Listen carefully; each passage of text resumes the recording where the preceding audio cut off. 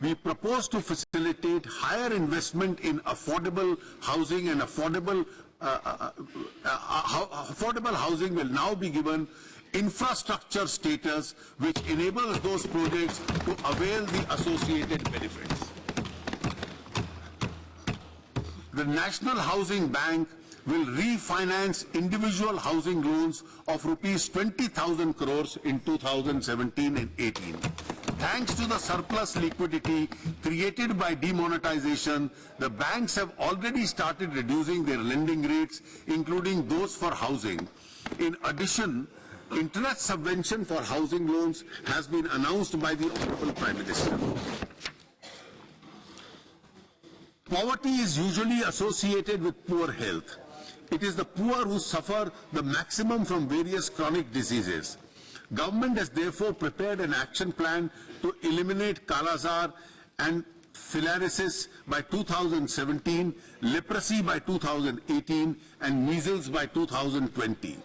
Elimination of tuberculosis by 2025 is also targeted. Similarly, action has been prepared to reduce the IMR from 39 in 2014 to 28 in 2019, MMR from 167 in 2011 to 13 to 100 by 2018-20. 1.5 lakh health sub-centers will be transformed into health wellness centers.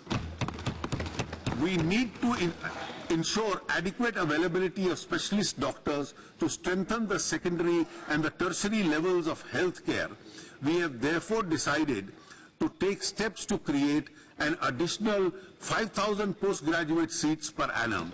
In addition, steps will also be taken to roll out the DNB courses in the big district hospitals, strengthen postgraduate training in the select ESI and municipal corporation hospitals, and encourage reputed private hospitals to start the DNB courses. We will work with the state government to take this task forward. The government is also committed to take necessary steps for structural transformation of the regulatory framework of the medical education and practice in India.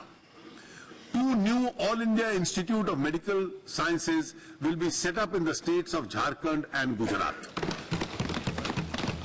We propose to amend the drugs and cosmetic rules to ensure availability of drugs at reasonable prices, to ensure the use of generic medicines. New rules regarding medical devices will be formulated. These rules will be internationally harmonized and attract investment into this sector. This will reduce the cost of such devices. We have been keen to foster a conducive labor environment wherein labor rights are protected and harmonious labor relations leads to higher productivity. Legislative reforms will be undertaken to simplify, rationalize, and amalgamate existing labor laws into 4 codes: 1 wages, 2 industrial relations, 3 social security and welfare, and 4 safety and working conditions. The Model SOP and Establishment Bill 2016 has been circulated to all states for consideration and adoption. This would open up additional avenues of employment for women. The amendment made to the Payment of Wages Act is another initiative of our government for the benefit of the labor and the ease of doing business. Our government is committed. Our government is giving special importance to the implementation of schemes for the welfare of scheduled castes, scheduled tribe and minorities. The allocation of the scheduled caste has been stepped up from rupees 38,833 crores in the budget estimate of 2016-17 to 52,393. इससे madam 35% increase SC allocation का इस budget में है. The allocation of scheduled tribes has been increased to 31,920 crores and minority affairs to 4,195 crores. The budget will introduce outcome-based monitoring of expenditure in these sectors by the Niti Aayog. For senior citizens, Aadhaar-based smart cards containing their health details will be introduced. A beginning will be made through the pilot in 15 districts during 2017-18. The LIC will be implement a scheme of senior citizens to provide an assured pension with a guaranteed return of 8% per annum for 10 years.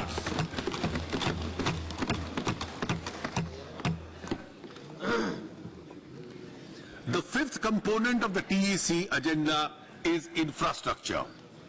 Railways, roads and rivers are the lifeline of the country.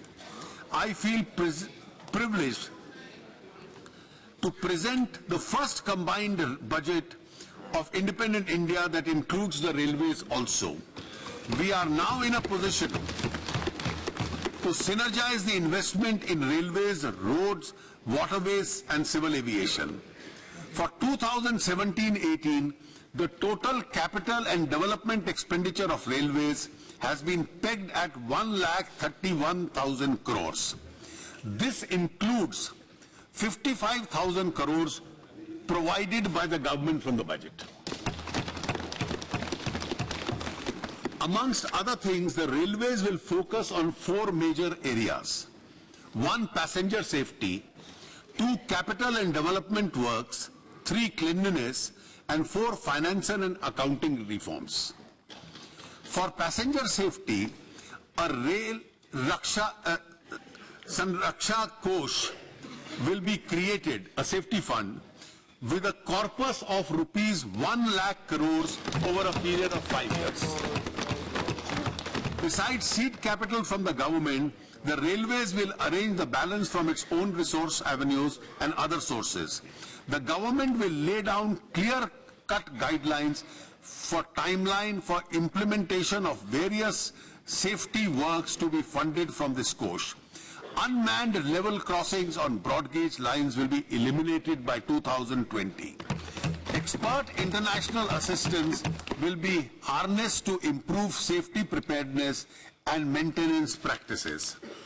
In the next 3 years, throughout it is proposed to, the throughput is proposed to be enhanced by 10%. This will be done through modernization, upgradation of identified corridors. Railway lines of 3,500 kilometers will be commissioned in 2017-18 as against 2,800 kilometers in 16-17. Steps will be taken to launch dedicated trains of tourism and pilgrimage. Railways have put up joint ventures with 9 state governments. 70 projects have been identified for construction and development. A beginning has been made with regard to the station redevelopment. At least 25 stations are expected to be awarded during 17-18 for station redevelopment. 500 stations will be made differently abled friendly by providing lifts and escalators. It is proposed to feed around 7,000 stations with solar power in the medium term. A beginning has already been made in 300 stations. Work will be taken up for 2,000 railway stations as a part of the 1,000 megawatt solar mission. Our focus is on Swachh Railways. SMS-based Clean My Coach service has been started. It is now proposed to introduce a Coach Mitra facility, a single window interface to register all coach-related complaints and requirements. By 2019, all coaches of Indian Railways will be fitted with biotoilets. Pilot plants for environment-friendly disposal of solid waste and conversion of biodegradable waste and to energy are being set up at New Delhi and Jaipur railway stations. 5 more such solid waste management plants are now being taken up.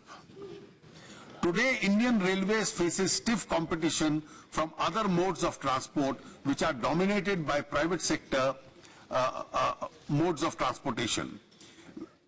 Transformative measures have to be undertaken to make Indian Railways competitive and to retain their position and preeminence.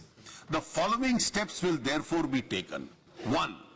Railways will implement end-to-end integrated transport solutions for selected commodities through partnership with logistic players who would provide both front and back-end connectivity. Rolling stock and practices will be customed to transport perishable goods, especially agricultural products. 2. Railways will offer competitive ticket booking facility to the public at large. Service charges on e-tickets booked through IRCTC will be withdrawn.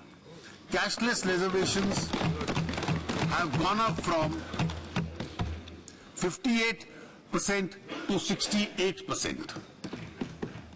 As a part of accounting reforms, accrual-based financial statements will be rolled out by March 2019. It will now be our continuous endeavor to improve the operating ratio of the railways. The tariffs of the railways would be fixed taking into consideration costs, quality of service, social obligation and competition from other forms of transport. Metro rail is emerging as an important mode of urban transportation.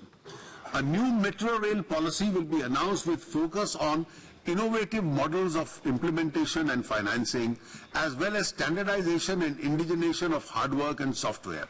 This will open up new job opportunities for our youth.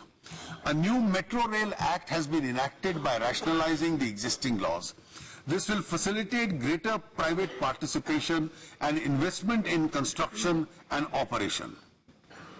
In the road sector, I have stepped up the budget allocation for the national highways from 57,676 crores in the BE of 16-17 to 64,000 crores in 2017-18. 2,000 kilometers of coastal connectivity roads have been identified for construction and development. This will facilitate better connectivity with ports and remote villages. The total length of roads, including those under the PMGSY, built from 2014-15 till the current year is about 1,40,000 kilometers, which is significantly higher than the previous 3 years.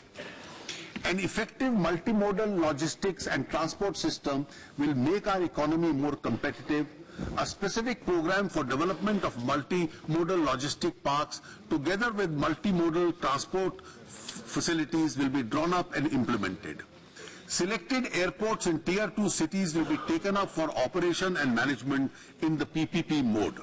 Airport Authority of India Act will be amended to enable effective monetization of land assets.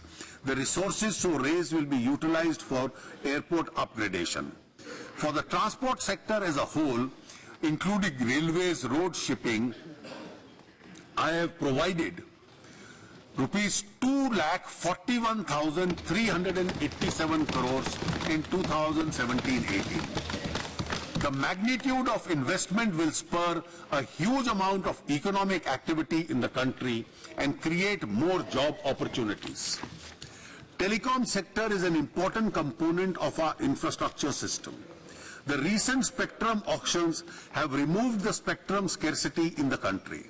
This will give a major fillip to mobilize broadband and digital India for the benefit of people living in rural and remote areas.